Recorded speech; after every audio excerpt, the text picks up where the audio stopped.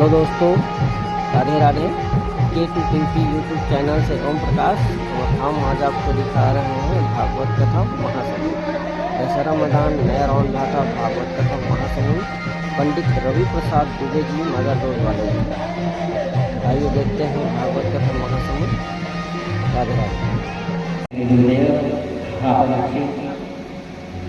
अच्छा ये बताइए गुरु जी, भगवान राम ने जन्म लिया है, भगवान आया है, भगवान के आने का कारण क्या है? कई लोग कहते हैं नहीं महाराज, वो भगवान जो है रावण को मारने आया है और रावण को मारने नहीं आया है। आप रामचरितमानस को खोल के पढ़ना, उसमें लिखा है विप्रधेनु सुरसंत हिते लीन मनुज अवतार निज स्वामिर मुझको माया गुण को माया गुण को विप्र धेनु सूर संत हित। स्पष्ट हो रहा है। रामचरितमानस संस्कृत में नहीं है, अवधी भाषा में है और संभवतः अवधी और हिंदी और हमारा छत्तीसगढ़ी एक दूसरे के विरोध है। रामचरितमानस में कहीं कहीं हमारे छत्तीसगढ़ी के बहुत से शब्दों का प्रयोग हुआ है, इसलिए रामचरितमानस पठेरा में रख के दिया जलाते हुए वो पढ़ने का ग्रंथ है। पूजा के साथ में उसका रोज सिर्फ 5 दोहा, ज़्यादा नहीं, 5 दोहे ही पढ़िए, लेकिन उस 5 दोहा को दिमाग से नहीं हृदय से पढ़िए। मैं आज भी दावे के साथ कहता हूँ, अगर जिसके यहाँ रामचरितमानस को हृदय से जो धारण करके भगवान रोज नित्य जो है रामचरितमानस का पठन पाठ करवाता है, घर में पठन करता है, पढ़ता है, उसके घर में कभी लड़ाई का जो है बहुत कम होता है। ये रामचरितमानस जो है मर्यादा का सबसे बड़ा उदाहरण है। रामचरितमानस में बाबा गोस्वामी तुलसीदास जी महाराज कहते हैं, कलयुग केवल नाम आधारा, सुमरि सुमरि नर भव होत रही। कलयुग केवल एक नाम का आधार है, लेकिन इस कलयुग में ही भगवान की भक्ति को कम समय में हम करके भगवान की भगवत भक्ति को प्राप्त कर सकते हैं। और लगभग ये आज दूसरा दिन है जब भगवान कथा अपने चरम सीमा में पहुंचता है तो हमारा मन में भगवान इंद्रदेव भी प्रसन्न हो जाते हैं। कल भी वही स्थिति आज भी धीरे धीरे हो रहा है, लेकिन आप बड़े समझ करके शांतिपूर्वक भगवान की कथा का स्नान करें, वो अपना काम करेगा, हम अपना काम करेंगे। ठीक है, आइए नवम स्कंद में परीक्षित महाराज को श्री सुखदेव जी भगवान पावन कथा का स्नान करवाया। मनु के पुत्र को पावन चरित्र रामचरितमानस के माध्यम से आप भगवान राम की कथा को श्रवण करते हैं। आइए श्रीमद् भागवत के माध्यम से मैं आपको बड़े ही विस्तार से पावन कथा का रसपान करवाऊंगा। ठीक है, भगवान परमपिता। अच्छा, 9वां स्कंद जो है कितने अध्याय का? 24 अध्याय का, जिसमें 12 अध्याय भगवान राम का है और 12 अध्याय हमारे कन्हैया बैठे आगे में हीरो जी का है। 12 में बटा है, 12 दूनी 24। 24 अध्याय में 9वां स्कंद को वेद व्यास जी महाराज जो है संपूर्ण किया, जिसमें 12 अध्याय में रामचरितमानस का भगवान श्री राम के जन्म उत्सव से लेकर के भगवान की सारी गुण चरित्र का वर्णन किया और 12 अध्याय में भगवान कन्हैया के जो पावन कथा को रसपान करवाया श्री सुखदेव जी ने परीक्षित महाराज को। श्री सुखदेव जी भगवान परीक्षित महाराज कहते हैं कि सुनो परीक्षित, भगवान श्री नारायण के नाभि कमल से ब्रह्मा जी का जन्म होता है और नाभि कमल से ब्रह्मा जी जब जन्म हुए तो ब्रह्मा जी के पुत्र हुए थे मरीचि, और मरीचि मुनि के बेटा हुए कश्यप मुनि, कश्यप जी के बेटा हुए विवस्वान सूर्य। अब यहीं से ये सूर्य वंश जो है प्रारंभ हुआ। समझ आ रहा है? कश्यप जी के पुत्र हुए थे, कश्यप जी महाराज के पुत्र थे सूर्य विवस्वान, यह सूर्य वंश प्रारंभ हुआ। और इस प्रकार जो है आगे सूर्य के जो है श्रद्धा मनु, जिनकी श्रद्धा नामक पत्नी के साथ में विवाह संपन्न होता है, लेकिन उसका कोई संतान नहीं। प्रायः देखा जाए तो सूर्यवंश में सभी राजाओं को संतान की समस्या नहीं थी। एक दिन श्रद्धा देवी और राजा मनु आकर के कहने लगे कि ब्राह्मण देवताओं की ऐसा यज्ञ करो जिससे पुत्र हो, और उस पुत्र जो है ऐसा दिव्यवान हो। राजा ने आदेश दिया, लेकिन रानी आकर के कहने लगे ब्राह्मण देवताओं को कि अरे ब्राह्मण देवताओं, मुझे पुत्री चाहिए, कन्या चाहिए, बेटा नहीं चाहिए। ये सूर्यवंश की ऐसी श्रद्धा नाम की रानी है जो पुत्री की कामना की। ब्राह्मणों को कहने लगे अगर पुत्री हो जाए तुम्हारे यज्ञ से, उस जल से, तो मैं तुझे मुंह मांगा दान जो है दक्षिणा प्रदान करवाऊंगी। अब ब्राह्मणों ने क्या किया, मंत्र को पलट दिया। पुत्र नाम से यज्ञ करना था, ब्राह्मणों ने पुत्री नाम से उस यज्ञ को प्रारंभ कर दिया। ऐसा हुआ एक समय कि महारानी श्रद्धा की जो इच्छा थी वह इच्छा पूरी हुई और उसके घर जो है पुत्री का जन्म हुआ। राजा जो है घबरा गए, राजा जाके कहने लगे गुरुदेव, और सूर्यवंश के जो आदि गुरु कौन है, वशिष्ठ महाराज। वशिष्ठ महाराज के चरणों को जाकर पकड़ के कहने लगे मनोभाई गुरु जी, हाँ क्या बात है, ब्राह्मणों को कहा पुत्र होना चाहिए, लेकिन यहाँ तो पुत्री भय हो। कहने लगे अच्छा कुछ न कुछ तो कारण होगा राजा, क्या बात है। ब्राह्मणों के आकर के ब्राह्मणों से पूछने लगे वशिष्ठ महाराज क्या हुआ ब्राह्मण देवता। कहने लगे सुनो ब्राह्मण गुरु जी, ब्राह्मण लोग कहने लगे कि राजा और रानी दोनों जो है, इन दोनों का जो सम्मति है ये एक नहीं है। राजा को चाहिए पुत्र, रानी को चाहिए पुत्री। रानी ने हमें लालच दिया दक्षिणा का, मंत्र हमें पलट दिया। अब जैसा कार्य किया वैसा सरस्वती मिला, कन्या हो गई। राजा कहने लगे आप सर्वज्ञ हैं, आप कुछ कीजिए। उसी समय ब्राह्मणों के द्वारा जो है उसी कन्या को जो है पुरुष पुत्र जो है पुत्र में भगवान के जो है प्रादुर्भाव करवाता है। इधर कहने लगे कि इस प्रकार जो है परिणाम स्वरूप महारानी की इच्छा से उसी गर्भ से जो है एक बालिका का जन्म हुआ जो पुत्री हुई। लेकिन राजा जब पुत्री हुई तो राजा और पुत्र होता तो राजा खुश होता, इसलिए उसी पुत्री को पुत्र को मैंने माना। और आगे यही मनु महाराज के वंश में इक्ष्वाकु राजा बने, और नृग, सरयाती, अयाती, दृष्ट, धृत, करुष, मृग, नभग, कवि आदि जो है 10 पुत्र हुए, जिससे सूर्य वंश जो है आगे बढ़ा और इसी से सूर्य वंश का विस्तार होना प्रारंभ हुआ।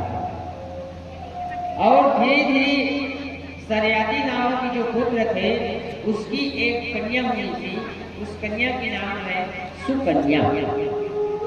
लगभग इस कथा को आप श्रीमद् भागवत में ब्राह्मण के द्वारा सुनते हैं।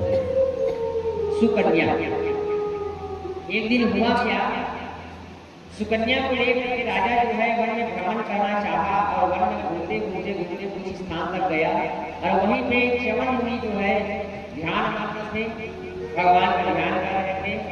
अचानक सुकन्या के द्वारा जो है उसके नेत्रों को जो है आघात होता है, च्यवन मुनि महाराज के जो है नेत्र जो है टूट जाते हैं। राजा कहने लगे अरे बेटी तुमने तो बहुत बड़ा अपराध कर दिया, च्यवन ऋषि महाराज के नेत्र को तुमने भंग कर दिया। इसलिए वो राजा जो है सुकन्या का विवाह किसके साथ संपन्न करवा दिया, च्यवन ऋषि के साथ। अपनी कन्या को वहीं छोड़ दिया और छोड़ने के बाद में च्यवन मुनि महाराज को कहने लगे महाराज मेरी कन्या के अपराध को आप क्षमा करें और ये कन्या आज से आपकी दासी है और यही आपकी सेवा होगी, क्योंकि आपके नेत्र नहीं हो गए, आपकी पूरी सेवा जो है मेरी कन्या करेगी। और सुकन्या को वहीं छोड़ देता है। छोड़ने के बाद वहां से राजा चला जाता है। थोड़ी देर बाद में चरण मुनि महाराज सोचने लगा, अरे ये तो बड़ा गड़बड़ है, क्योंकि मैं बूढ़ा शरीर और ये बेचारी 16 साल की कुमारी अवस्था की कन्या, मैं 60 साल का बूढ़ा, और वो मेरे चक्कर में बेचारी मेरी दासी को स्वीकार कर ली है। उसी समय चमन मुनि महाराज जो है अश्विन कुमारों को ध्यान लगाता है। अश्विन कुमारों को ध्यान लगाया, कहने लगे कि आओ अश्विन कुमार और मुझे जो है ऐसे युवा शरीर प्रदान करो जिससे किसी को आभास न हो कि सुकन्या और मेरी आयु जो है पता चले। अश्विन कुमारों ने आया, चमन मुनि महाराज को ऐसा देह प्रदान किया कि वह चमकने लगा, और वही सुकन्या के साथ में जो है पावन भगवान के ध्यान करने पर परम धाम होगा। चमन का ये च्यवनप्राश जो आता है यही चमन मुनि का है। च्यवनप्राश जो हम लोग अपने शरीर में जो है अपने त्वचा को जो है चमकाने के लिए खाते हैं, अगर चमन मुनि जो है अश्विन कुमारों को बुला करके अपने देह को ही चमका दिया गया। ऐसे जो है यह चमन ऋषि था। इसी के वंश में आगे चल करके जो है धीरे धीरे बढ़ने लगा। तो नभग और आगे बढ़ के उनका पुत्र हुआ था नभाग। नभाग के पुत्र हुए थे परम वैष्णव जो है अम्बरीश महाराज। जो अम्बरीश महाराज जो है चक्रवर्ती पदवी को पाने के बाद भी जो है आठों याम ठाकुर जी की सेवा करता अम्बरीश महाराज। एकादशी उपवास लगभग बहुत है, इसलिए आप लोगों को कथा श्रवण करवा रहा हूं। अम्बरीश महाराज जो है एकादशी का व्रत धारण करता है। जैसे एकादशी को उपवास व्रत धारण करते हो, ठीक उसी प्रकार चमन ऋषि जो है अम्बरीश महाराज। अम्बरीश महाराज जो है एकादशी का व्रत धारण किया, और एकादशी का व्रत धारण करके श्री हरि लक्ष्मी नारायण भगवान का ध्यान कर रहा था। उसी समय दुर्वासा ऋषि महाराज का आगमन होता है। कहाँ? अम्बरीश महाराज के। और जब अम्बरीश महाराज के भवन में पहुंचा दुर्वासा ऋषि, तो उस समय जो है देखा अम्बरीश महाराज कहने लगे आज तो मेरा किस्मत खुल गया, क्योंकि जब पारण का समय होता है और उस पारण के समय में अगर कोई ब्राह्मण जब महाराज पहुंच जाते हैं तो एकादशी वाले का मुंह खिल जाता है। क्यों? क्योंकि ब्राह्मणों की सेवा हो जाए, ब्राह्मणों को कुछ भोजन की व्यवस्था हो जाए। अब भोजन नहीं करेगा ब्राह्मण तो उसके लिए अन्नदान की व्यवस्था हो जाता है, तो हमारा पारण भी हो जाता है, ब्राह्मण को दान भी हो जाता है। अम्बरीश महाराज बड़े प्रसन्न हुए, कहने लगे बहुत अच्छे से मैं पहुंचे गुरु जी, आज मैं एकादशी का व्रत धारण करके पारण के समय में पहुंचा हूँ। अच्छा गुरु जी, मैं चाहता हूँ पहले आप भोजन कीजिए, उसके बाद मैं पारण करूँगा, तो मेरा ये एकादशी का व्रत पूर्ण होगा। दुर्वासा ऋषि कहने लगे सुनो अम्बरीश, हाँ गुरु जी, मेरा अभी समय है संध्या वंदन। संतों का 3 संध्या काल होता है, त्रिकाल संध्या। ब्राह्मणों का संतों त्रिकाल संध्या होता है, और जो त्रिकाल संध्या करता है उसी को मां सरस्वती का जो है उसके ऊपर कृपा प्राप्त होता है। हर ब्राह्मणों को नहीं, त्रिकाल संध्या करनी चाहिए, सुबह मध्याह्न में और एक होता है सायं। त्रिकाल संध्या करने से होता क्या है? अब आप लोग जान रहे हो, मैं 2-3 रोटी खा के यहाँ बैठा है, ये कृपा कुछ नहीं है, तो त्रिकाल संध्या की कृपा है, ये बैठा है इसी का कृपा। आप लोग बिल्कुल निश्चित रहिए, मैं एकदम सदा बता रहा हूँ। संध्या के समय में भगवान का ध्यान होना चाहिए, और वो त्रिकाल संध्या में इतनी शक्ति होती है कि आप जो है 9 दिन तक बिना भोजन किए भी आप 6 घंटा बैठ कर भगवान भगवत भक्ति को श्रवण करवा सकते हैं। ये त्रिकाल संध्या की शक्ति होती है। आज जो है अम्बरीश महाराज को कहने लगे दुर्वासा ऋषि कि सुनो अम्बरीश, त्रिकाल संध्या सायंकाल के लिए संध्या का समय है, और मैं सरोवर जा रहा हूँ जहाँ मेरा संध्या संपन्न करूँ, और मैं वहां से संध्या संपन्न करूं, उसके बाद आगे भोजन करूं।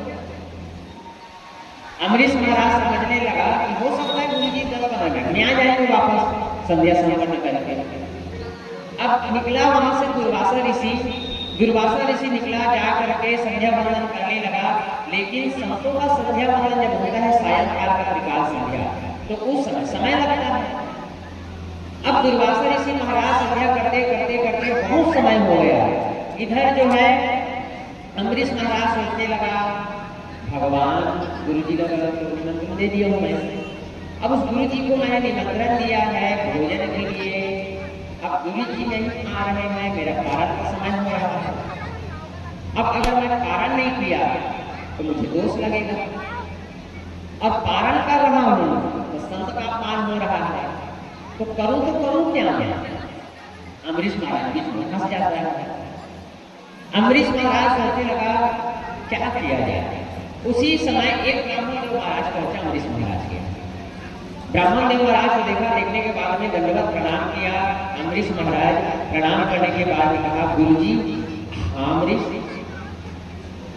मेरे यहाँ थोड़ी देर पहले जो है दुर्वासा ऋषि महाराज का आगमन हुआ है, बहुत अच्छी बात, लेकिन एक विडंबना है ब्राह्मण देव। क्या विडंबना है अम्बरीश?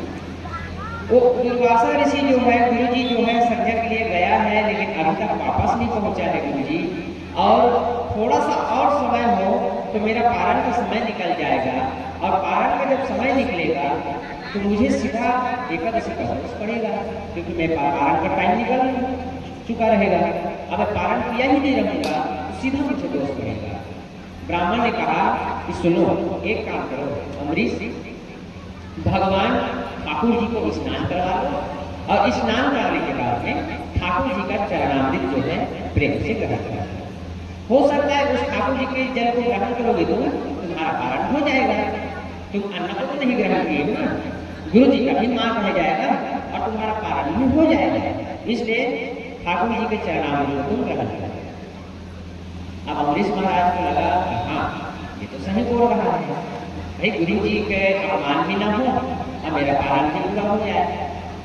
भगवान के चरण उदक लिया अम्बरीश महाराज जो है, और उसी समय अम्बरीश महाराज जो है भगवान के चरणामृत को लेकर ग्रहण किया। और जैसे ग्रहण कर रहा था उसी समय दुर्वासा ऋषि जो है उसके भवन में पहुंच गया। देखा दुर्वासा ऋषि अम्बरीश महाराज के हाथ को मुंह करके दुर्वासा तोड़ते हुए आया, कहने लगे, अरे घमंडी अम्बरीश, मुझे पता नहीं मैं कौन हूँ? मैं दुर्वासा, मेरे देखते ही पूरा दुनिया थर थर कांपते हैं। अरे मूर्ख, तुमने तो मुझे निमंत्रण दिया था मेरे यहाँ भोजन करोगे, मुझे शर्म भी नहीं आया? एक गुरु को, एक संत को भोजन के लिए निमंत्रण दो, और संत के भोजन से पहले तुम भोजन ग्रहण करो। अम्बरीश महाराज हाथ जोड़ करके निवेदन लगे दुर्वासा से, कहने लगे, स्वामी आप गलत समझ रहे हैं, मैं भोजन नहीं किया, मैंने कुछ नहीं किया महाराज, मैं तो विडंबना में फंसा हुआ था।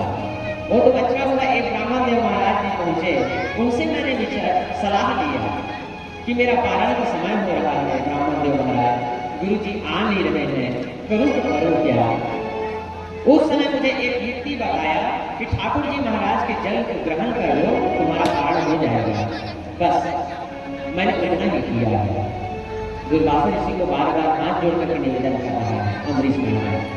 कहने लगे अम्बरीश महाराज, नहीं गुरुजी, मैंने भोजन ग्रहण नहीं किया, मैं तो सिर्फ भगवान का चरण रज जो है उस चरण उदक मैंने ग्रहण किया है।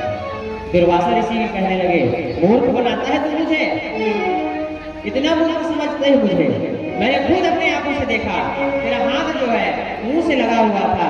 अरे मूर्ख, मुझे ये नहीं जानता होगा, मैं दुर्वासा। अम्बरीश महाराज कहने लगे, नहीं आपको गलत फहमी हो गया गुरु जी, मैंने भोजन नहीं ग्रहण किया, मैंने सिर्फ पारण किया है, मैंने आपका अपमान नहीं किया।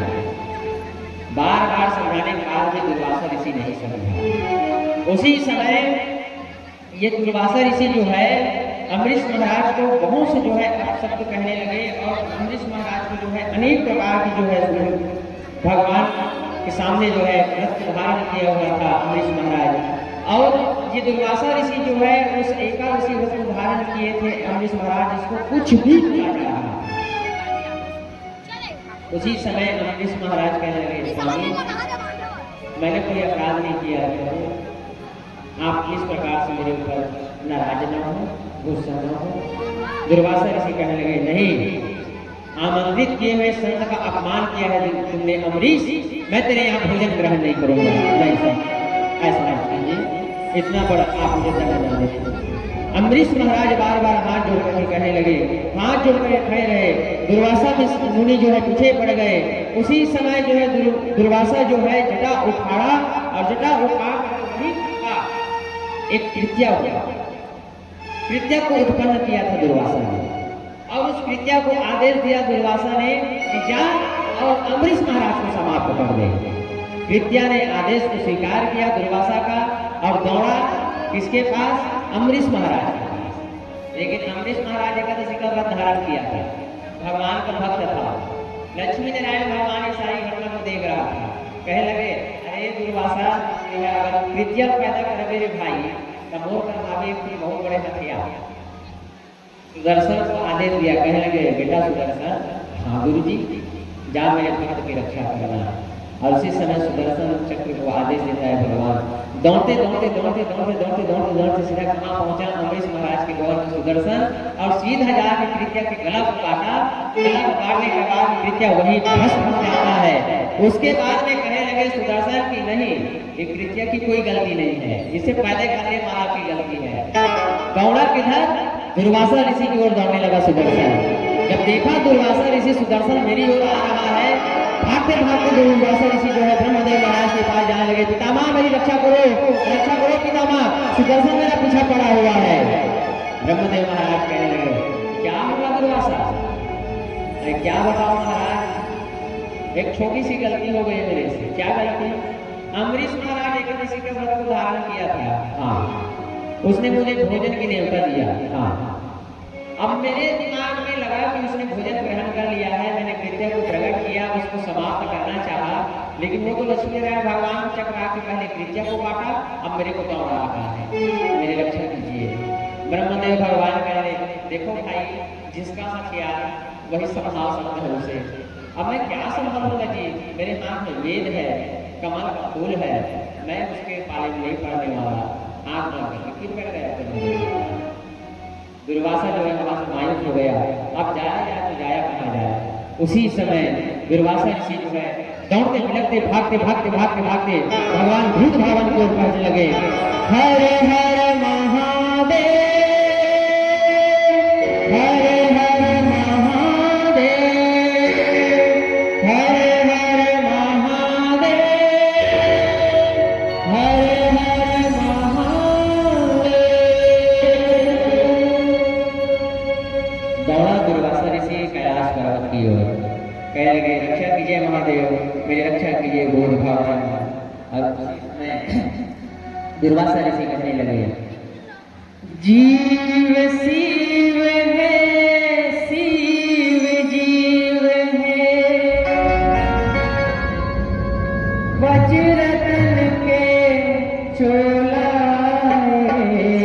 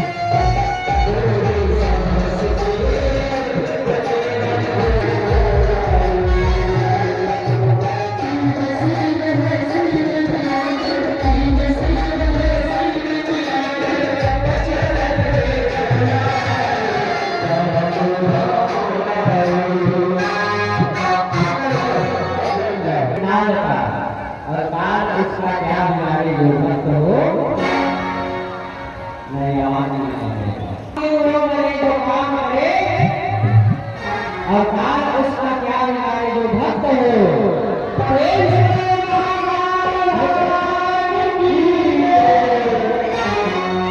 जागो जागो भोले जागो जागो जागो जागो भोले जागो जागो जागो जागो भोले जागो जागो जागो जागो भोले जागो जागो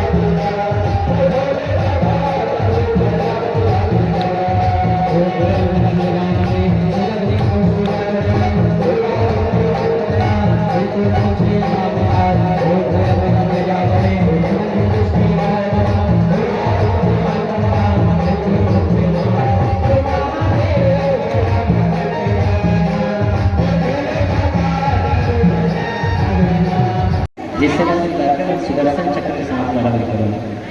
मैं बता नहीं सकता दुर्वासा, हाथ जोड़ा दुर्वासा ऋषि के पास और भगवान भूत दुर्वासा ऋषि कहने लगे, प्रभु आप रक्षा नहीं करेंगे तो कौन रक्षा करेगा। भगवान भूत कहने लगे कि सुनो दुर्वासा, एक काम करो, जिसका चक्र है, किसका चक्र है वो सुदर्शन जो है, किसका चक्र है जी? भगवान श्री हरि लक्ष्मी नारायण का, विष्णु भगवान का।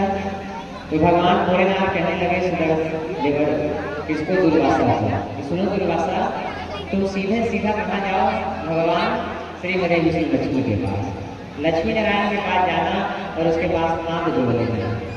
वो तो भगवान दीन वत्सल है, दीन दयालु है, भगवान तेरे को माफ कर देंगे। अब हो सकता है लक्ष्मी नारायण की तेरा उस सुदर्शन से रक्षा कर सकता है। आज जो है दुर्वासा ऋषि भगवान भूत भावन के धाम को छोड़ते हैं और फिर एक बार आवाज दिया, हर हर महादेव, हर हर महादेव। जयकारा लगाया दुर्वासा ऋषि ने और निकला भगवान भूत भाव छोड़ा और सीधा निकला लक्ष्मी नारायण भगवान, जहाँ लक्ष्मी नारायण भगवान से संयम में विराजमान, और लक्ष्मी नारायण भगवान को देखा दुर्वासा ऋषि दौड़ करके जा करके लक्ष्मी नारायण भगवान के चरणों को पकड़ लेता है, कहने लगे प्रभु जो मिल सके ना वो फूल हम है, तुम्हारे चरणों के धूल हम है। आज दुर्वासा ऋषि जाके कहने लगे प्रभु वो फूल है जो तुम्हारे बिना हम खिल नहीं सकते, हे परमात्मा आप कृपा करें। दुर्वासा ऋषि को देखा लक्ष्मी नारायण भगवान, कहने लगे क्या बात है, इतना विचलित क्यों है। भगवान लक्ष्मी नारायण के सामने दुर्वासा ऋषि सारी कथा को बताया, कहने लगे आप ही का भक्त है वो हमारे सामने जो एकादशी के व्रत को धारण किया बैठा हुआ। अरे मुझे क्या पता था कि छोटी सी क्रोध के कारण आप सुदर्शन को भेज देंगे। भगवान कहने लगे अहम भक्त पराधीना, मैं तो भक्तों के अधीन हूँ दुर्वासा, और जो मेरे भक्त को सताते हैं तो मेरा शस्त्र अस्त्र जो है स्वयं दौड़ा दौड़ा जाता है मेरे भक्तों की रक्षा के लिए। मैंने सीधे सुदर्शन को आदेश दिया था, वो तो जाके तेरी कृत्या को समाप्त किया, और कृत्या को समाप्त करने के बाद में सुदर्शन को लगा कि कृत्या से ज्यादा अगर कहीं दोषी है तो वो तू है, इसलिए तुझे दौड़ा रहा है सुदर्शन। तो सुदर्शन के नाम को सुनने के बाद में दुर्वासा कहने लगे, स्वामी वो तो आपका हथियार है, आपका शस्त्र है, वो तो आप बोलोगे रुक जाएगा। लक्ष्मी नारायण भगवान कहने लगे, नहीं भाई, आज का नियम बदल चुका है, मैं भक्तों के अधीन हूँ, इसलिए दुर्वासा एक काम करो, दौड़ते दौड़ते जाओ और अम्बरीश महाराज के जिसका तुमने अपमान किया, जिसका तुमने अनादर किया और वो एकादशी के व्रत को धारण किया, इसलिए जाके अम्बरीश के पैर को पकड़ लेना है। हाँ, अम्बरीश अगर तेरे को माफ कर दे तो मेरा सुदर्शन जो है शांत हो जाएगा, वापस लौट के आ जाएगा। सुना है दुर्वासा ऋषि दौड़ते दौड़ते आया और आकर के सीधा अम्बरीश महाराज के पैर में जो है दंडवत प्रणाम करता है। अम्बरीश महाराज कहता है, त्राहि मां पाहि मां, मेरी रक्षा करे अम्बरीश, मेरी रक्षा करे। अम्बरीश महाराज जैसे पैर को छूना चाहा दुर्वासा ऋषि, अम्बरीश महाराज तुरंत पकड़ता है आपको दुर्वासा ऋषि का, कहने लगे, प्रभु गुरु जी, अम्बरीश की तरह इतना बड़ा पाप मत दोहराइए, आप तो संत हैं और आप मुझ जैसे राजा का पैर छू नहीं। दुर्वासा कहने लगे, नहीं अम्बरीश, तू कोई संत नहीं, कोई राजा नहीं, तू तो संत से भी बड़ा भक्त है भगवान का, मुझे माफ कर दे। अम्बरीश एक बार इस दुर्वासा को माफ कर दे।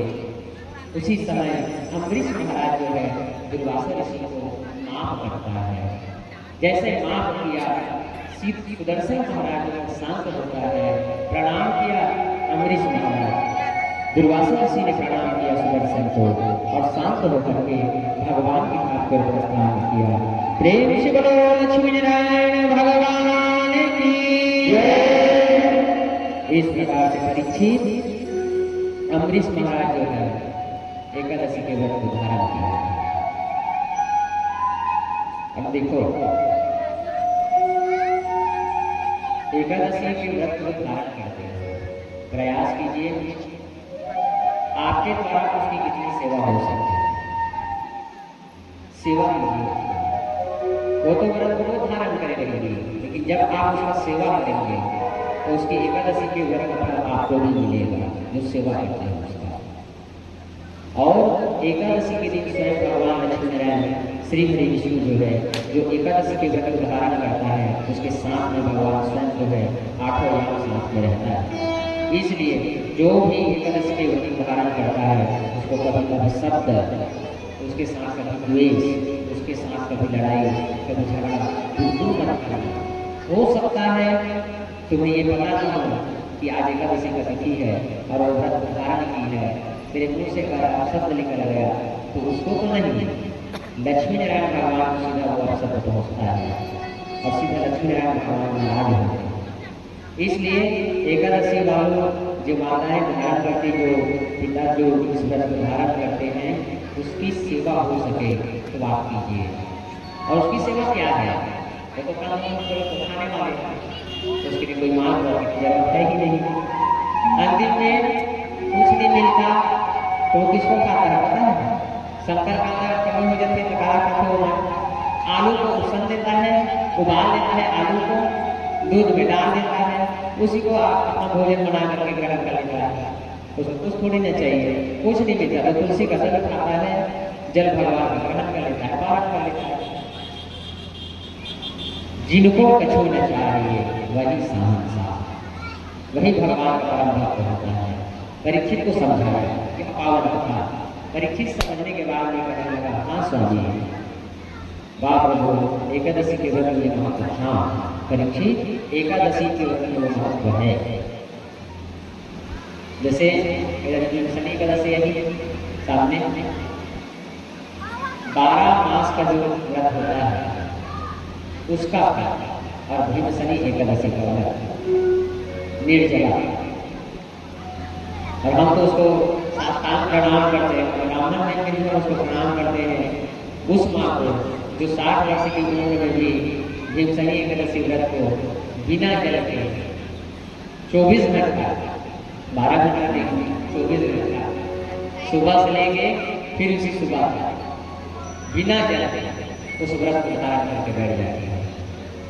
इसलिए आपको भक्ति का स्वरूप माना गया महाभाव कि जब उपास तुम्हारा माता जी हो तुम्हारा घर वाला रखो नहीं तो खा पी नहीं रहा तो मन नहीं जरा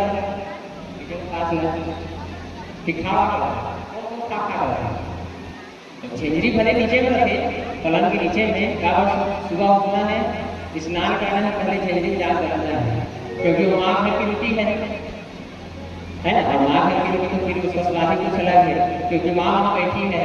आज मेरी बेटी निर्जलो पास ही से गुरु जी आज दिन भर दो आज की सुना तीजा के बेचारी मौका नहीं लागे हैं सुबह बेचारी और माँ और माँ को बना करके रखे आज वो बेटी तीजे के पास है निर्जलो पास है भगवान हे भोलेनाथ वो बेटी जल्दी सुबह जल्दी नहा ले बेटी उठते ही सुबह माँ को चिंता हो जाती है आज बेटी जल्दी नहा ले और ये रोटी बोलना है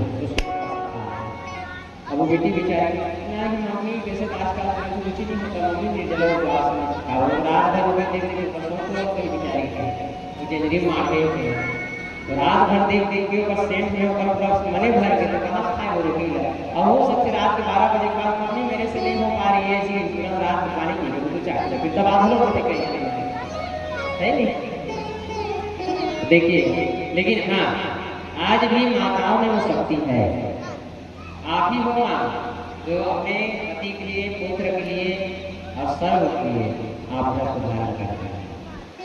तीज का व्रत होता है वो पति के लिए होता है। कुमारी कन्या लोग जो भोलेनाथ के श्रावण में उपवास करते हैं किसके लिए सोयोग्य वर के लिए भगवान को भाव को प्रसन्न करते हैं दूसरे के लिए रहना अपने लिए थोड़ी रहा है। प्रेम से बोलो भक्तवत्सल भगवान की इस प्रकार से एकादशी का व्रत धारण किया और अमरीश महाराज जो है भगवान के परम धाम को प्राप्त करता है। धीरे धीरे धीरे धीरे इधर पावन कथा को स्नान कराते हुए परीक्षित महाराज कहने लगे किसी अमरीश महाराज के पावन वंश में युगनाश्वर हुए ब्रह्मवश अभिमंत्रित जल को उसने ग्रहण कर लिया। किसने? युगनाश्वर ब्राह्मणों के द्वारा अभिमंत्रित जो जल था उसको पीना था रानी को और पी गया कौन? राजा। अब राजा उसे किया तो राजा ही गर्भ में हो गया। ये सूर्यवंश की कहानी है श्रीमद् भागवत। अब सब घबरा गए अरे भाई इसका कैसे प्रसव होगा कैसे बच्चा को जन्म देगा इसको कौन दूध कराएगा कौन इसको दूध पिलाएगा कौन इसका पालन करेगा सब चिंता बढ़ी और उसी का नाम पड़ा था मां महाता जिसको मां इदी सहरोदसी इंद्र भगवान अपने निष्ठे को जो है उस मां माता को पान कराते हैं तय करते हैं दूध यही वो मां माता है। आगे चल करके इसी मां माता के वंश में जो है आगे सत्यव्रत नाम के राजा हुए और सत्यव्रत नाम के राजा के बाद इन्हीं के वंश में राजा हरिश्चंद्र हुए। दानी दानी हरिश्चंद्रानी सबसे बड़ा अग्रणी था राजा हरिश्चंद्र था जो सबने में सर्वस्व दान कर दिया था। अंत में स्वयं जो है डोम घर भरे डोम घर पानी दानी दानी हरिश्चंद्र दानी भरे डोम घर पानी जी दानी दानी हरिश्चंद्र ये वही हरिश्चंद्र था जो हरिश्चंद्र महाराज जो है डोम की यहाँ जो सेवा। और देखो कितनी भी जमाना की बात जिस समय रोहित को बाग में सर्प आके डसा था और जब सर्प आके डसा था रोहित की मृत्यु हो गई तो उसी स्थान में लाया था उसकी अंत्येष्टि क्रिया करवाने के लिए जहां राजा हरिश्चंद्र जो है जिस स्थान में बैठ करके जिस शमशान में घाट में बैठ कर हरिश्चंद्र घाट में जहाँ शमशान घाट में सारी सेवा कार्य को करता है। देखा हरिश्चंद्र जो है लेकिन वहाँ एक नियम था कुछ कर देना रहता था तब वहाँ अंत्येष्टि क्रिया को संपन्न किया जाता। राजा हरिश्चंद्र के सामने उसी का पुत्र पड़ा हुआ है दिन अवस्था में और अपने स्वामिनी से जो है आज हरिश्चंद्र जो है कर मांग रहा है रोहित के अंत्येष्टि हुए। बाद में उसे पता चला कि ये मेरा पुत्र है, खूब रोया हरिश्चंद्र। और अंत में जो है हरिश्चंद्र महाराज जो है देवता है रोहित के, खूब रोता है। और उसी समय भगवान को सोचता है, बाप रो, भगवान को बार बार ऐसा होता है, बना के क्यों बिगाड़ा रे, बिगाड़ा रे नसीबा, ऊपर वाले हो परवाले।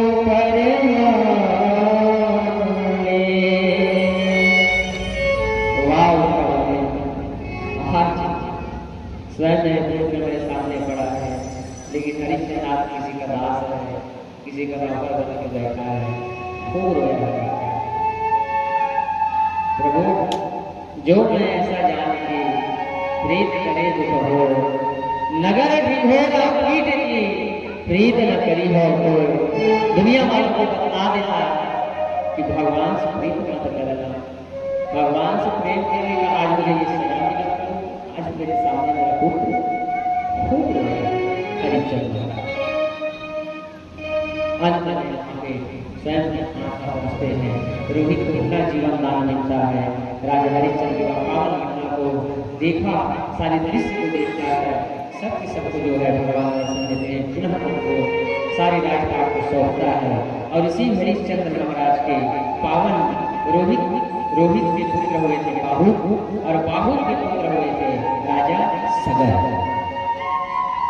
इस प्रकार से जो है सगर के 60,000 पुत्र थे, और 60,000 पुत्र जो है रक्षा कर रहे थे यज्ञ का। उसी समय इंद्र जो है आया और उस यज्ञ के घोड़ा को चुरा लिया, और उस घोड़ा को चुराने के बाद में कहाँ ले गया था? कपिल मुनि महाराज के आश्रम में। और कपिल मुनि आश्रम में ले जाकर उस घोड़ा को बांध दिया, यज्ञ का घोड़ा था। सगर के 60,000 पुत्र उसे ढूंढते कहाँ पहुंच गया? कपिल मुनि के आश्रम के पास। अब सगर के 60,000 पुत्र देखा, घोड़ा सामने बंधा हुआ है कपिल आश्रम के सामने। कपिल देव महाराज करके ओम नमो भगवते वासुदेवाय, ओम श्री विष्णवे नमः, इस मंत्र का जाप कर रहा था। अब सगर के 60,000 पुत्र आने के बाद देखने के बाद में कपिल देव महाराज को कुछ भी बोलना प्रारंभ कर दिया। देख रहे हो भोगी को अश्व को चुरा के ले आया है, घोड़ा को हवन का, और आकर आँख खोल करके वहाँ भगवान का ध्यान कर रहा है। ऐसा पाखंडी होता है आजकल का संत। सगर के 60,000 पुत्र अनेक प्रकार के जो कपिल देव महाराज को अपशब्द बोलना चालू कर दिया। घोड़ा बंधा हुआ था, घोड़ा को छुड़ाया, उसी समय फिर अपशब्द बोला सगर के 60,000 पुत्र, ढोंगी पापी आगमन करके बैठा है हमारे घोड़ा को, यज्ञ के घोड़ा को चुरा करके। उसी समय जैसे कपिल देव महाराज का नेत्र खुलता है, सगर के 60,000 पुत्र वहीं पे जल करके भस्म हो जाते हैं। राम का वहां पे ढेर लग जाता है सगर के 60,000 पुत्र। सगर ने प्रयास किया तारने में, कुछ इसी सगर के पुत्र हुए थे। इस प्रकार से जो है कपिल ने भगवान जो है अंशुमान के पुत्र हुए दिलीप, और दिलीप के पुत्र हुए थे भगीरथ महाराज। जिस भगीरथ महाराज के द्वारा जो है माँ गंगा का इस धर्म में अवतरित हुआ था, जिसे हम क्या कहते हैं? भागीरथी। यही वो माँ गंगा है जो भागीरथ महाराज की तपस्या से माँ भागीरथी बन करके माँ गंगा हमारे धर्म में आई। हरिद्वार कौन गए हो? हरिद्वार गए हो ना? वहाँ माँ गंगा के जल में स्नान करने से कितने पुण्य की प्राप्ति मिलती है। स्वयं माँ गंगा जो है वहाँ साक्षात दर्शन देते हैं। आज भी हरिद्वार के गंगा आरती का प्रमाण है, चाहे वहाँ कितनों बारिश हो, कितनों हवा चले, गंगा घाट में हरिद्वार के, और उस गंगा घाट में हरिद्वार के घाट में नित्य जो है गंगा आरती, माँ गंगा की पावन आरती संपन्न करता है। लेकिन वहाँ जो हवा चले, पानी चले, वो अपनी जगह, लेकिन गंगा आरती संपन्न होता है, गंगा आरती रुकता नहीं है। ये हरिद्वार की सबसे बड़ी महत्व है। हरिद्वार क्यों कहा गया उसे? क्योंकि वो हरि का द्वार है, इसलिए उसे हरिद्वार कहा गया। आप जब हरिद्वार जाएंगे, हरिद्वार के बाद ऋषिकेश जाएंगे, ऋषिकेश के बाद में उस पार का जमीन कैसा है? पूरा पर्वत की श्रृंखला, और जहाँ ये धरा जो है समतल है, जहाँ हर जो है बराबर है, उसी स्थान को हरिद्वार कहा गया है। जहाँ माँ गंगा जो है अपने प्रचंड वेग से हरिद्वार के जल की धारा में अपने दर्शन देते हुए समस्त पापों को काटे काटे माँ गंगा जो है दौड़ते हुए प्रयागराज में पहुंच करके प्रयागराज में गंगा यमुना सरस्वती का पावन त्रिवेणी संगम होता है, जहाँ आज इस वर्ष अद्भुत महाकुंभ पावन दृश्य दिव्य दृश्य हम सब ने दर्शन प्राप्त किया था। ऐसे माँ गंगा भगीरथी महाराज की तपस्या किया, तपस्या करने के बाद में भगीरथ महाराज से प्रसन्न हुए। अच्छा ये बताइए, ये गंगा है कौन? गंगा है कौन? इस समय वामन भगवान के रूप में, बटुक वामन के रूप में भगवान श्री हरि विष्णु जब अपने खग से नापना प्रारंभ किया था, तो उस समय पर्वत में भगवान के अंगूठा को कहा हुआ था, लगा हुआ भगवान के पैर। तो वहां से क्या निकला था? रंध्र अर्थात खून, ब्लड। वो ब्लड निकला, वही जो है माँ गंगा के रूप में अवतरित थी, जिसे ब्रह्मदेव महाराज जो है अपने कमंडल में समाहित किया था। और उस समय ब्रह्मदेव महाराज से निवेदन किया कि मुझे उस धरा में जाना चाहिए, एक बार आप मुझे भगवान उस धरा में जाने के लिए आदेश दीजिए। तो उस समय ब्रह्मदेव महाराज ने कहा था, समय आएगा गंगा, उस समय तुम उस धरा में जाना। समय आएगा और उस समय तुम्हें मैं नहीं रोकूंगा, उस समय तुम उस धरती में जाना और उस धरती में पापियों के पाप को नाश करना। और ये समय आया, भगीरथ महाराज ने अखंड तपस्या किया और तब से जो है माँ गंगा प्रसन्न हुई। प्रसन्न होने के बाद में भगीरथ महाराज को दर्शन दिया माँ गंगा। अब गंगा दर्शन देने के बाद में भगीरथ महाराज कहने लगे, भगीरथ मैं तो आने के लिए तैयार हूँ, लेकिन मेरे उस वेग को, मेरे उस तेज को कौन संभालेगा धरती में? अगर मैं सीधे ब्रह्मलोक से धरती में आऊँ तो धरती समाप्त हो जाएगी। इसलिए मेरे प्रचंड वेग को संभालने वाला कोई हो तो मैं आने के लिए तैयार हूँ। भगीरथ महाराज जो है सोच में पड़ गया, अब फिर किसको मनाना है? अब उसी समय फिर उसको कौन दिखा? भोलेनाथ। भगीरथ महाराज कहने लगे, स्वामी एक तुम ही तो हो और कोई नहीं है। भगवान रोज भगवान के पास जाकर के कहने लगे, जटाटवी जल ज्वल प्रवाह कारितस्थले गले वलम जलमंडितां भुजंगतुंगमालिकां डमट्टमट्टमट्टमण्डिनाडवडमरवयं चकार चंद्रतांडवं तनोतुनः शिवा शिवम्। भगवान भोलेनाथ के सामने खड़े होकर के भगवान का ध्यान करने लगे। भूत भावन भगवान का प्रेम से बोलो, भूत भावन भगवान की। आज भगीरथ महाराज जो है भगवान भूत भावन को मना रहे हैं। भूत भावन को, भगवान को पावन जो है आज जो है बार बार निवेदन किया भगीरथ महाराज की, हे प्रभु, हे भूत भावन भगवान, हमारे निवेदन को आप स्वीकार करें। प्रेम से बोलो शंकर भगवान की जय। कब से खड़े हैं झोली पसार, क्यों न सुने तो मेरी पुकार। जग का रखवाला है मेरे भोले बाबा, तेरा ही सहारा है मेरे भोले बाबा। कब से खड़े हैं झोली पसार, क्यों न सुने तो तेरी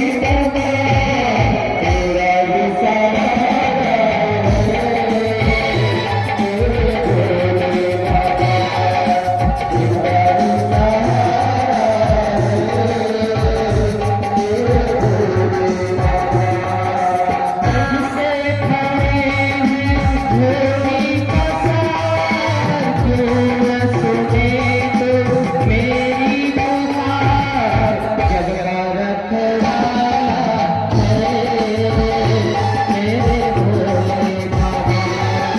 तेरा ही सहारा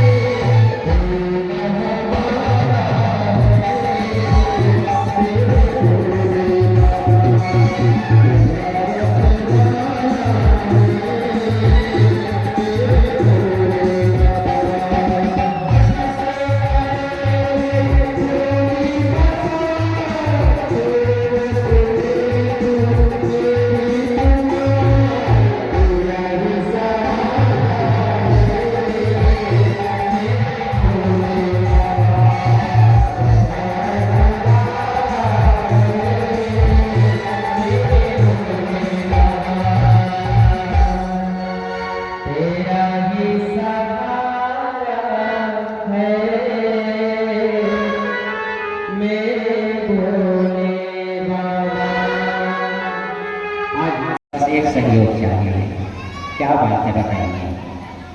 भगीरथ कहने लगे, प्रभु जिसके नाम से मैंने अखंड तपस्या किया, जिस मेरे पूर्वजों को तारने के लिए 60,000 सहस्त्र पुत्रों को तारने के लिए माँ गंगा का अखंड तपस्या किया, और आज वो समय आ गया कि गुरु जी माँ गंगा इस धरती में आने के लिए तैयार है। लेकिन माँ गंगा ने एक शर्त रखी है गुरुदेव। कौन सा शर्त? मेरे इस प्रचंड वेग को कौन सहन कर पाएगा? तो आपके पास में दौलत आया हूँ, आप कुछ कृपा बरसाइए। भूत भावन कहने लगे, भगीरथ तो चिंता मत कर, जा गंगा से निवेदन कर और गंगा को बोलना कि मैं जो है धारण करने के लिए तैयार हूँ। अच्छा ये बताओ, गंगा मैया को भगवान बोल रहा हूँ जो अपने जन्म में धारण किए, गंगा किसकी बहन है? किसकी बहन है? माता पार्वती। जब माँ पार्वती भगवान भोलेबाबा को पाने के लिए अखंड तपस्या कर रही थी, तो इधर गंगा माँ भी भगवान को पाने के लिए आतुर थी। लेकिन जब उसे बाद में ये पता चला कि ये सती है जो इस जन्म में पार्वती के रूप में जन्म ली है, और जन्म जन्म जन्म दीजिए शिव को वरदान, ये तो जन्म जन्म के लिए इसको मांग चुकी है, ये मेरा हो नहीं सकती। इसलिए गंगा मैया ने कहा कि ठीक है, मैं आपकी भांगनी तो नहीं, आपके अर्धांगनी तो नहीं, लेकिन कम से कम आप अपने साथ से कुछ स्थान तो दीजिए। इसलिए भगवान बुद्धभाव ने माँ गंगा को अपने जटा में स्थान दिया है, और माँ गंगा जो है प्रचंड वेग से आई, आकर के भगवान बुद्ध भगवान की जटा में गिरा। जैसे जटा में गिरा, भगवान बुद्ध भगवान पूरे गंगा को जो है जटा में समाहित करके बांध दिया। भगीरथ कहने लगे, त्राहि मां पाहि मां पाहि मां पाहि मां, प्रभु अनर्थ हो गया परमात्मा। क्या बात है भगीरथ, इतना क्यों उदास हो रहे हो? प्रभु जिसके लिए मैंने इतने साल तक की तपस्या किया महाराज, लेते कि गंगा मैया उस स्वर्ग से नीचे आई, आग जटा में रुकी, और जटा में रुकने के बाद में आपको सब बांध के रख दिया। प्रभु जब जटा में रहेगा तो मेरा पूरा परिवार जो है वंश कैसे तरेगा, उसको मुक्ति कैसे मिलेगी? कुछ कृपा करो। बुद्ध भगवान खूब हंसने लगे, भगीरथ को कहने लगे, सुनो भगीरथ, मैं कुछ ऐसा नहीं करता, मैं तो सिर्फ अभी देख रहा था गंगा को कुछ क्षण के लिए मैं जटा में रहने दे। उसी समय भगवान बुद्ध भगवान जो है जटा को एक छोटा सा खोला रहा है, जहाँ से माँ गंगा जो है प्रवाहित होती है, और सीधे जो है इस धरा में गिरी, जहाँ पे गौ नाम का स्थान पड़ा, माँ गौ में गिरी, और वहाँ से माँ गंगा मैया जो है चलना प्रारंभ करती है अपनी यात्रा को। धीरे धीरे आगे आगे भागीरथी और पीछे पीछे भगीरथी। भगीरथ महाराज आगे आगे चल रहे हैं, पीछे पीछे भागीरथी माँ गंगा मैया उसके साथ में चलना प्रारंभ करती। कुछ दूर आने के बाद में एक ऋषि का आश्रम था गंगा मैया को। जन्नू नाम का ऋषि था। अभी जन्नू नाम का जो ऋषि था अखंड तपस्या में बैठा था, भगवान का ध्यान कर रहा था। अब गंगा मैया अपने पूरे वेग के साथ तेज प्रवाह के साथ कह रही है, आई और आकर के जन्नू महाराज के ऋषि के पूरे आश्रम को बहा करके ले जाना चाहती है गंगा मैया। जन्नू महाराज देखे, अरे इतनी हिम्मत मुझे गंगा। उसी समय जन्नू महाराज क्या किया, उसे उठाए गंगा को और सीधा एक बार में नमो नारायण जन्नू महाराज। जन्नू ऋषि माँ गंगा को एक ही बार में ग्रहण कर लिया, पूरा गंगा मैया कटाक्ष से अंदर जन्नू महाराज का। भगीरथी महाराज को दूर जाने के बाद में शोर की आवाज को नहीं सुनाई दिया उसे। भगीरथ महाराज हड़बड़ा गए, अरे अभी तो गंगा मैया के साथ में चल रही थी, कहाँ कहाँ जाकर गायब कर दिया। भगीरथ महाराज को दूर में आकर देखा जन्नू महाराज उसे अंदर कटा चुका था। जाके फिर निवेदन किया भागीरथ ने, महाराज ले दे के भोलेनाथ के लिए इसको मैं छुड़वाया हूँ, इतना दूर तक लाया हूँ, उसे आपने कटक दिया। भगीरथ को कहने लगे, सुनो भगीरथ, ये जो है मेरे स्थान में आकर के जहाँ मैं तप कर रहा था उस स्थान में आकर के कड़कड़ आवाज सुनाई दिया, मुझे कड़वा का आवाज सुनाई दिया, मेरे हाँ हो गया तपस्या, और मेरे पूरे आश्रम को बहा करके ले जाना चाह रही थी, इसलिए इसे पूरा मैंने ग्रहण कर लिया। भगीरथ महाराज जन्नू महाराज ने निवेदन किया, कुछ कीजिए स्वामी, इसे तो मुझे कपिलाश्रम तक ले जाना है, मेरे सगर के 60,000 वंशज को तारना है मुझे, इसलिए आप ले इसे बाहर निकालिए। उसी समय जन्नू ऋषि जो है अपने कानों से माँ गंगा को बाहर करती है, इसलिए उसका क्या नाम पड़ा था? प्रेम से बोलो जानवी मैया। समझ आया क्यों से जाह्नवी कहा जाता है? जाह्नवी कहने से बस हमें पता है गंगा को जाह्नवी कहा जाता है, लेकिन क्यों कहा जाता है? जन्नू महाराज जो है कानों के द्वारा उसे बाहर निकाला, इसलिए उसका नाम पड़ा जाह्नवी। और वहां से वो गंगा मैया एक नाम मिला उसे जाह्नवी, और वहां से निकल करके वह गंगा मैया के आगे रास्ता प्राप्त किया। आइए हमारे नानी माँ कुमार दास विपिन शर्मा जिनके माँ हैं, और उनके बड़े पुत्र को आप सब बड़े महाराज कहते हैं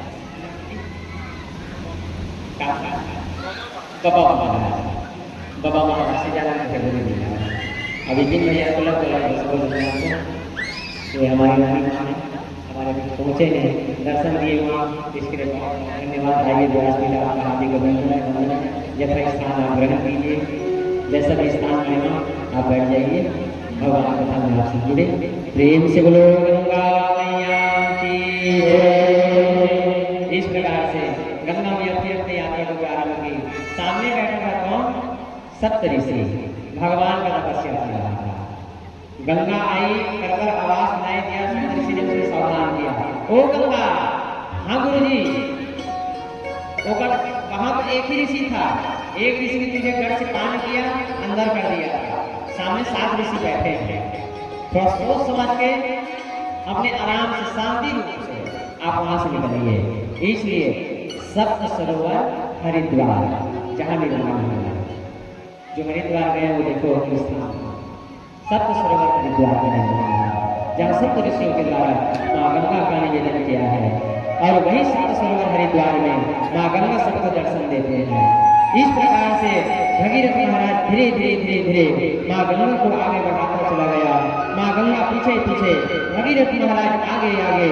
कुछ समय ऐसे आया गुरु जी कि अंत में कपिल ऋषि महाराज के आश्रम के पास पहुंचा माँ गंगा।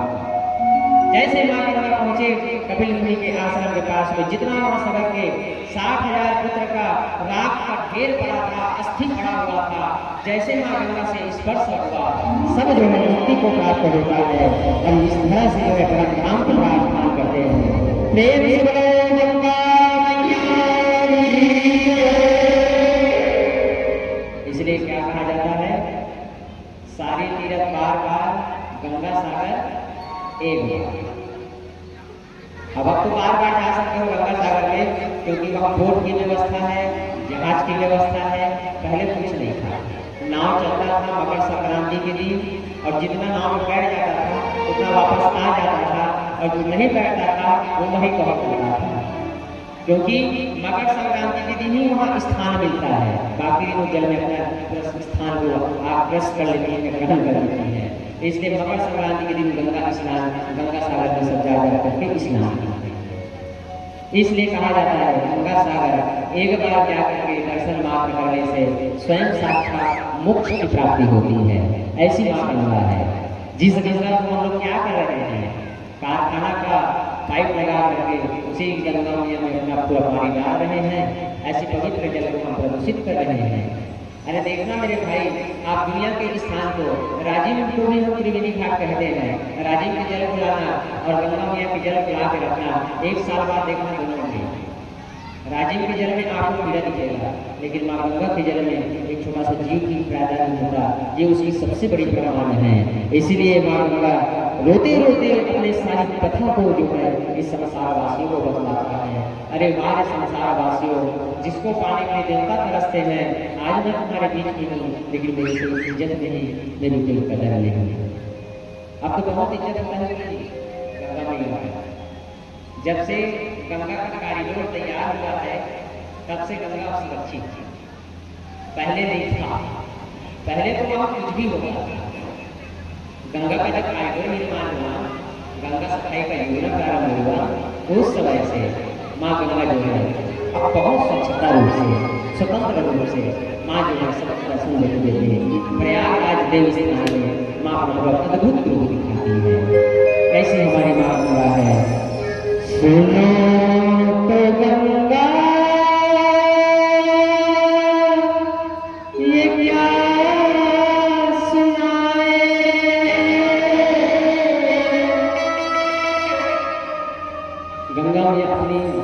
सुना रहे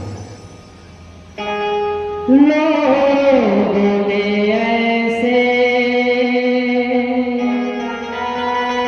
नियम बनाए कि प्राण जाए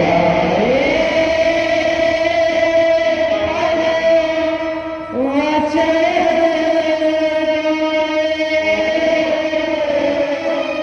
कि प्राण जाए पर वचन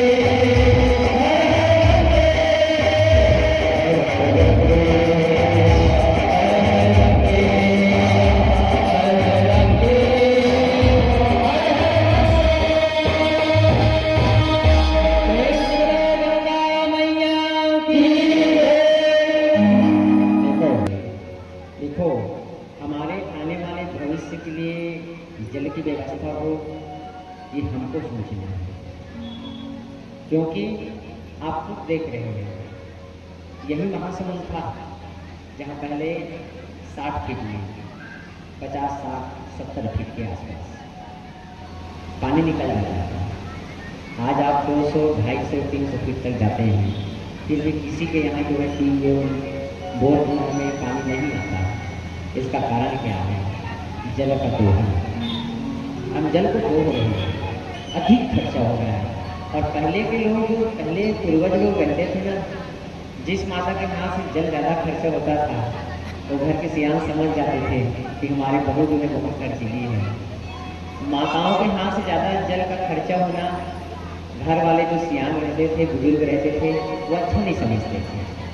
और बहुत कम माता लोग जो है जल पर खर्चा करते हैं। मान लो अपने बाकी व्यवस्था के लिए तो जल का खर्चा होना ही होना है, लेकिन जल का जो है संचय करना हम सीखें। अरे भाई, हम जब जल का संचय करेंगे, जल का जो वाटर हार्वेस्टिंग जो ऊपर आएगा, जल का स्तर ऊपर आएगा, तो हमारा भविष्य रहेगा।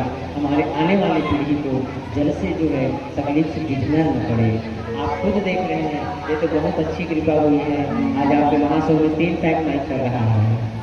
एक समय ऐसे था जिस समय मैं महासव में पढ़ रहा था, उस समय 1 टाइम चलता था सुबह, और जिस दिन नल नहीं चलता था उस दिन टैंकर आता था नयापारा में। नयापारा वार्ड में रहता था इमली भाषा में इस महाराज जी के यहाँ। तो टैंकर के ऊपर में गुरु जी वो जितना रहते थे सब पाइप डाल देते थे ऊपर से, और नीचे में तो फिर जगह ही नहीं रहता था। तो जिसको मिलता था उसको बड़े जगह बड़े टॉप में, और जिसको नहीं मिलता था उसको कुछ भी नहीं मिलता था। ऐसी विडम्बना स्थिति थी। भीमचा जाते थे नहाने, और भीमचा के पास जाकर है ये तो तुमा डबली जाते थे, वहाँ पे बांधा बना हुआ है, विकराल स्थिति है। यही की बात नहीं है, सभी जगह है।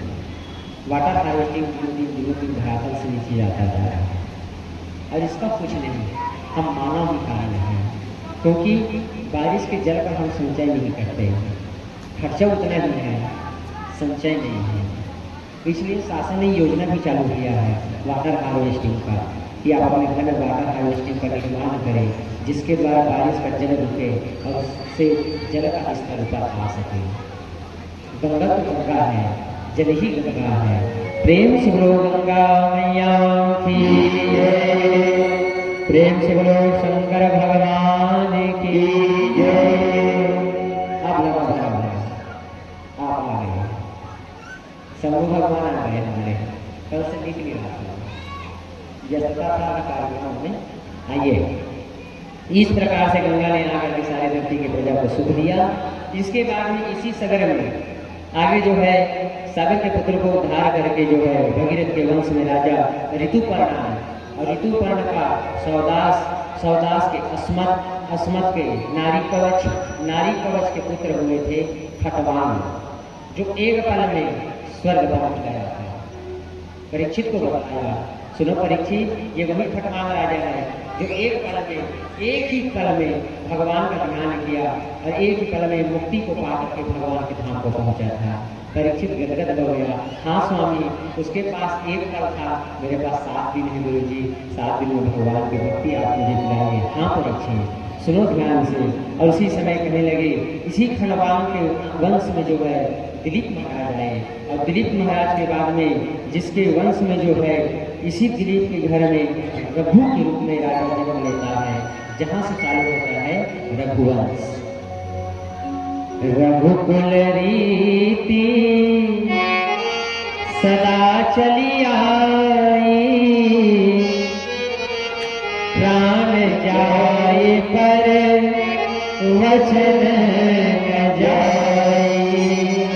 यही से रघु महाराज से रघुवंश प्रारंभ होता है, और इसी रघु के पुत्र हुए थे महाराज अज, और इसी महाराज के पुत्र हुए थे भगवान के पावन पिताजी के रूप में, जिसको आप और हम सब जानते हैं, सूर्यवंशी राजा, चक्रवर्ती राजा महाराज दशरथ। और यही दशरथ महाराज है जिनके पुत्र के रूप में स्वयं परमात्मा भगवान हरि नारायण लक्ष्मी नारायण भगवान पुत्र के रूप में भगवान श्री छोटे से रामा अवतार के रूप में भगवान जन्म लेते हैं। और जब भगवान जन्म लिए तो कैसे भगवान आया, 9वीं तिथि मधुमास पूर्णिमा, शुक्ल पक्ष अभिजित हरि प्रियता। भगवान कब आया? रामनवमी, ज्यादा दिन नहीं होगा मनाया, रामनवमी मनाया ना चैत्र में। पहले देवी की सेवा, उसके बाद में राम की सेवा। 9वीं तिथि मधुमास पूर्णिता, शुक्ल पक्ष अभिजित हरि प्रियता, मध्य दिवस। भगवान कब आए? राम कब आया था? मध्य दिवस में, ठीक 12 बजे भगवान जो है अयोध्या में माँ कौशल्या के गर्भ से भगवान का प्रादुर्भाव होता है। जिस समय लेकिन भगवान को इसी तरीके से नहीं पाया था दशरथ महाराज, उसके लिए पुत्रेष्ठी यज्ञ करवाया। पुत्रेष्ठी यज्ञ करवाने से पहले वशिष्ठ महाराज के पास गया, वशिष्ठ महाराज से निवेदन किया कि प्रभु गुरुजी, मेरा चौथा पन कितने को जा रहा है, और ये बताइए गुरुजी, जिस आंगन में बच्चों की किलकारी न हो वो आंगन सुना हो जाता है, इसलिए प्रभु जी ऐसी कुछ कृपा करें। वशिष्ठ महाराज ने श्रृंगी ऋषि को बुलाया और श्रृंगी महाराज के द्वारा पुत्रेष्ठी कामना का यज्ञ करवाया, और इस प्रकार से उसी प्रसाद से, अग्निदेव महाराज के प्रसाद से ये चारों भैया का प्रादुर्भाव हुआ था। कैसरिया मैया के गर्भ से भगवान श्री रामचंद्र सरकार कैकेयी सुमित्रा मैया से भरत शत्रुघ्न के पावन जन्म होते हैं, और जैसे जन्म हुआ पूरे आज अयोध्या नगरी में खुशी चढ़ गई और सब जय जयकार करने लगे। प्रेम से बोलो सियापति रामचंद्र की जय। आज पूरा अयोध्या नगरी सजने लगा, संवरने लगा, सब तरफ एक ही आवाज, सब तरफ एक ही जय जयकार। अवध में आज हमारे राम पहुंचे, आज दशरथ का मन प्रफुल्लित हो जाता है। सजा दो घर को गुलशन सा मेरे सरकार आए हैं। आइए, तो भगवान का जन्म हुआ है तो थोड़ा सा राम जी का जन्म उत्सव, उसके बाद कन्हैया की तैयारी। ठीक है, चलिए। आपके आने से घर में कितनी रौनक है, हम कभी आपको अपने घर को देखे, हम खुश हुए, हम खुश हुए, हम खुश हुए।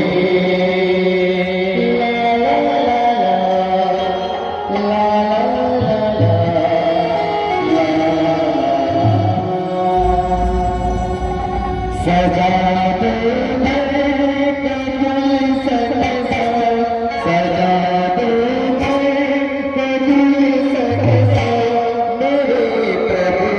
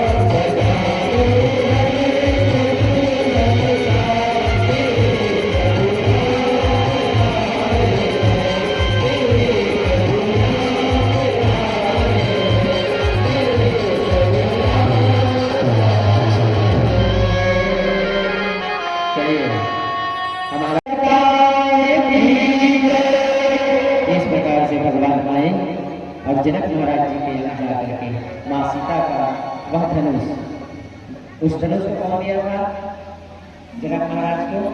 परशुराम जी ने। परशुराम को कौन दिया था? भगवान बुद्ध भावन ने पिनाक धनुष को। पिनाक धनुष को एक दिन भगवान बुद्ध भावन जो है परशुराम उसका शिष्य था। परशुराम किसका शिष्य था? भगवान भोलेनाथ का। भगवान भोलेनाथ के दो शिष्य, परम शिष्य, एक रावण था और एक परशुराम था।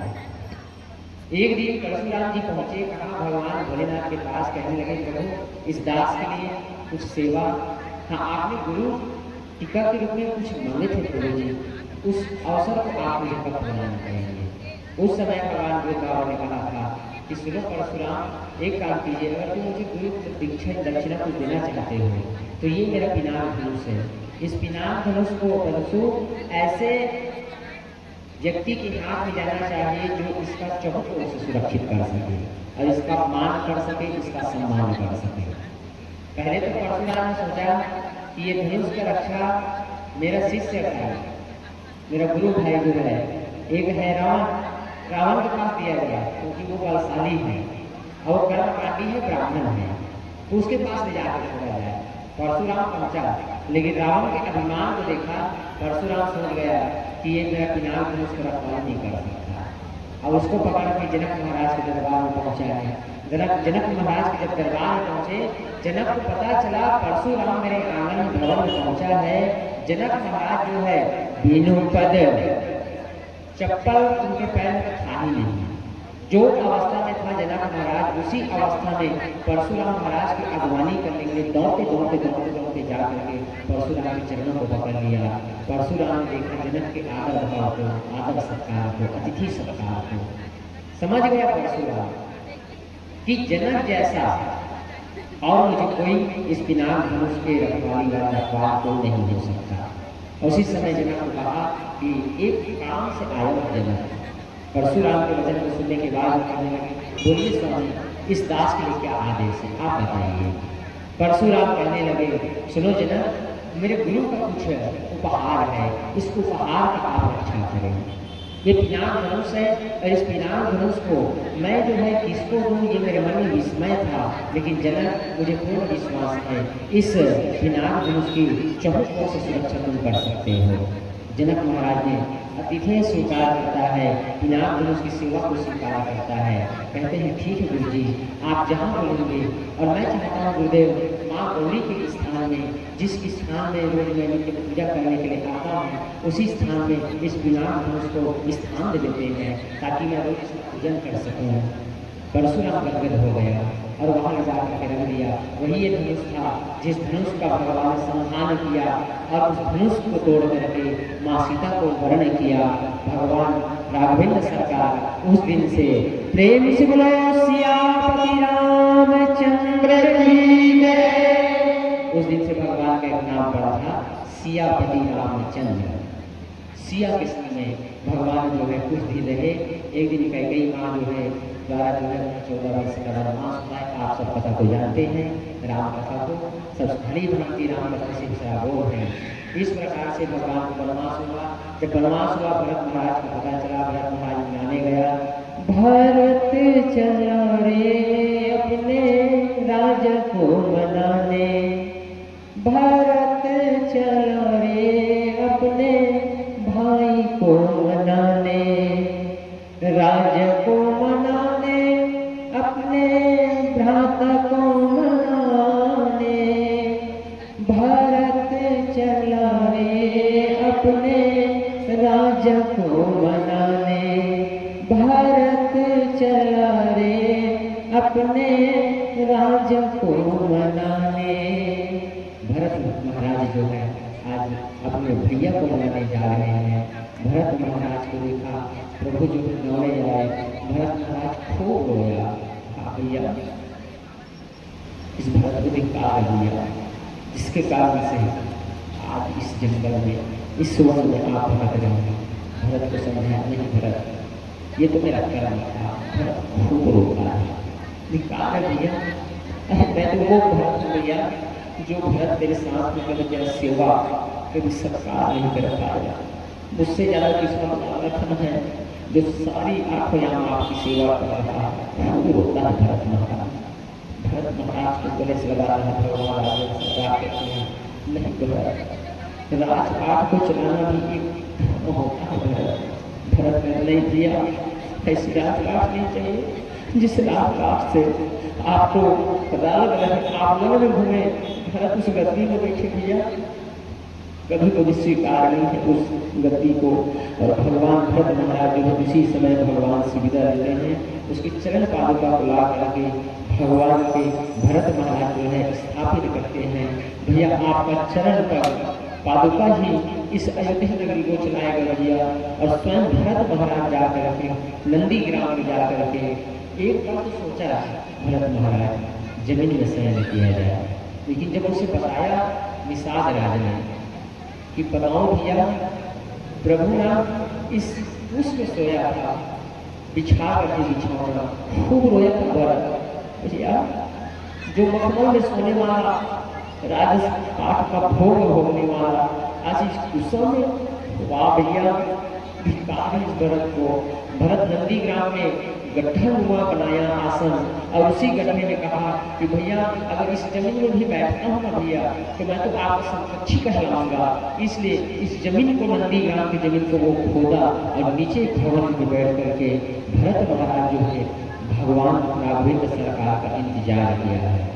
भरत ने कहा था राम से भैया अयोध्या वाले 14 वर्ष के बाद में आप आएंगे नहीं आएंगे, कब आएंगे, कैसा होगा ये मुझे पता नहीं है, लेकिन हाँ एक चीज हमेशा याद रखना भैया, जब आपका 14 वर्ष पूरा हो तो सबसे पहले इस अभागा भरत को याद कर लेना भैया। मैं 14 वर्ष के बाद में एक क्षण भी नहीं रुकूंगा भैया। अगर एक क्षण आप लेट करेंगे मैं भरत में प्राण को त्याग दूंगा। आज भगवान जब 14 वर्ष के उस कठिन तपस्या को पूर्ण करते हैं, वनवास को पूर्ण करते हैं, भगवान को तुरंत याद आता है। भरत कहने लगे हनुमान तुरंत जा मेरे भरत को बतला देना, नहीं तो वो पागल है अपने आप को समाप्त कर बैठेगा। भरत महाराज के पास हनुमंत जी पहुंचे, कहने लगे भरत महाराज को कि भैया भगवान आने वाले हैं, निषाद राज के पास पहुंच गए हैं। भरत महाराज प्रसन्न हो जाता है, और जब भगवान आते हैं तो आज पूरी कुटिया नगर सब सजने लगे, आज सब जो है जय जयकार करने लगे। भगवान स्वयं परमात्मा जो है पहुंच गए। आज भगवान जो है जब सिंहासन में बैठे, भरत महाराज जो है सेवा करें चारों भैया के साथ में। अरे भाई जिसके यहाँ दोनों भाइयों में विवाद होता है, भरत प्रसंग को सुनाया करो। भरत जैसा भाई, राम जैसा भाई। जब हनुमान जी महाराज ने कहा क्या बोला था, लक्ष्मण का उपाधि नहीं मिला था, तुम मम प्रिय ही भरत सम भाई। हनुमान तुम मेरे भरत के समान, मुझसे अधिक प्रेमी, भरत के समान तुम मेरे प्रेमी हो। इस प्रकार से जो है भगवान जो है भरत की उपाधि हनुमान जी महाराज को दिया था। हनुमान जी महाराज सेवा को सेवकाई को प्राप्त किया। वहाँ पे भगवान जो है पुनः अपने धाम को पहुँचे। कुछ समय बाद एक धोबी के लांछन से माँ सीता को फिर वास होता है, जहाँ वाल्मीकि के आश्रम में बैठ करके आज वाल्मीकि के आश्रम में सुंदर माँ सीता जो है छोटे छोटे राजकुमारों को जन्म दिया, जिसका नाम पड़ा लव और कुश। लव कुश ने एक दिन माँ से प्रश्न किया, माँ ये बताइए हमारा पिता कौन है। बताया।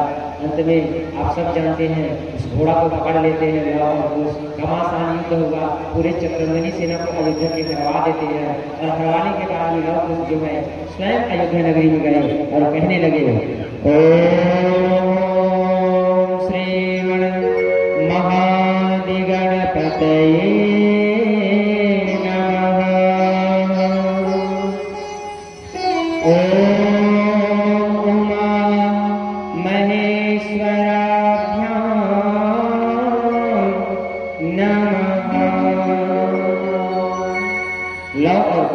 हाथ जोड़े हैं। अयोध्या का वो दरबार जहाँ राम बैठे हैं, पूरा दरबार लगा था और वही सब पूरा दरबार में दरबारी बैठे थे। आज लव और कुश हाथ जोड़ करके बिना लगाए हुए छोटा सा राजकुमार लव और कुश वाल्मीकि गुरुदेव के पद पंकज सिर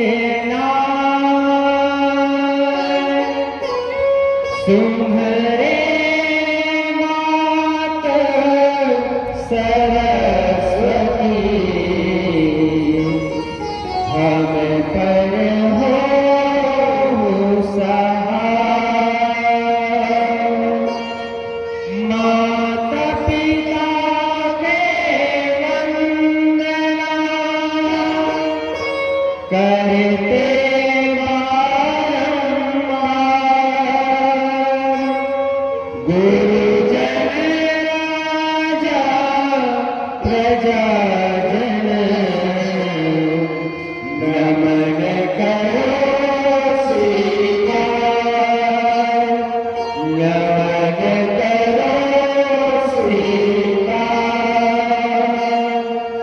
हम कथा सुनाते राम सकल गुण धाम की, हम कथा सुनाते राम सकल गुण धाम की।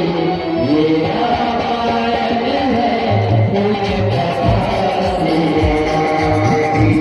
ये रामायण है पुण्य कथा श्री राम की।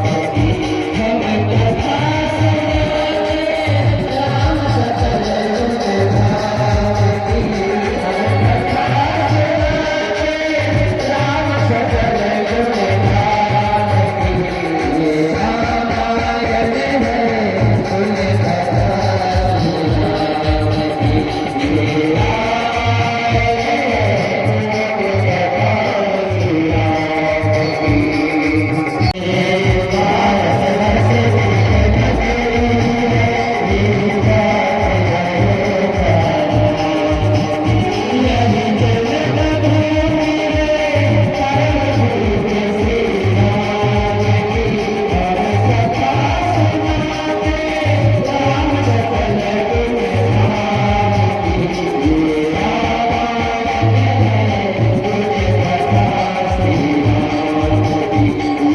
रामायण है पुण्य कथा श्री राम की। प्रेम से बोलो राघवेंद्र सेवा की। लव को सुहाना लगे या पावन कथा रसपान कराया। माँ सीता पहुंची। माँ सीता फिर देखी भगवान को। भगवान के सामने फिर अग्नि परीक्षा का जब समय आया, माँ कहने लगी, नहीं हे माँ, हे धरा माँ, जिस धरती से मैं जन्म ली हूँ माँ, आइए मुझे अपने इस धरती में मुझे जगह दीजिए माँ। इस दुनिया वालों के सामने मैं परीक्षा देते देते अपने आप को मैं बहुत परेशान हो चुकी हूँ, मैं विक्षिप्त हो चुकी हूँ माँ, आप मुझे ग्रहण कीजिए। माँ सीता मैया धरती में जाकर के जो समा जाती है। भगवान खूब आवाज दिया। माँ धरती को चुनौती दिया भगवान ने कि अगर तू मेरे सीता को बाहर नहीं निकालती तो एक ही बाण से पूरी पृथ्वी को मैं समाप्त कर दूंगा। सब जाकर के देवता ने निवेदन किया है, प्रभु ऐसा अनर्थ मत कीजिए। उसी समय काल जो है भगवान के पास पहुंचता है, कहते हैं स्वामी पूरा देव लोग जो है सुना सुना सा लगता है, आप चलिए। लक्ष्मण ने इस बात को सुना, लक्ष्मण को प्राण दंड मिला। उसी समय भगवान जाकर सरयू नदी में अपने आप को भगवान समाहित करते हैं। प्रेम से बोलो सरयू मैया की जय। चलिए यही राम कथा को विश्राम दे कन्हैया को आगमन कराएं।